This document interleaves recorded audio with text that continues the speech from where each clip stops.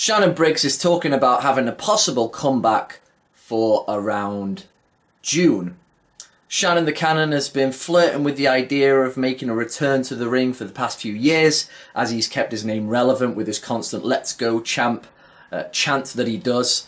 That's really magnetic, I find, and brings a good energy to the sport. But at 47 years of age, that is not ideal to be trying to make himself get anywhere near any kind of competitive fight, which could really be a danger to his well-being, to put it bluntly. The last time Briggs fought was in 2016 in what I think was the worst ever boxing card I have ever seen, and a lot of people agreed, which was, excuse me, the fight with, on the undercard of David Haye against that Andre Gerger, what was his name? A lot of people dubbed him garbage because of how bad he was, and Briggs fought this Emilio Zarate, who I just thought looked so unathletic and so unable, like a guy who'd just been pushed into the ring to have his first sparring session. And even still, even though Briggs won in the first round, I thought he didn't look particularly good. He looked like a guy who was really looking his age, and that was 3 years ago now.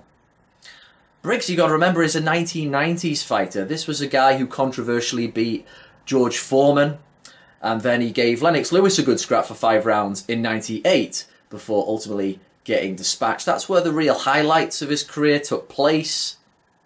It's 20 years later now. 20 years, and he's pushing 50, which even for heavyweight, where they tend to age better, anywhere near 50, and when you're inactive and your whole beard is grey now, it's just a bad idea. When he talks about his comeback, it's always with a smile. I think he just wants to be around the sport, and I guess in a fighter's purest way, to contribute to boxing is ultimately to get into the ring. I reckon he'll just fight a couple of pies, as he says, without taking it much further.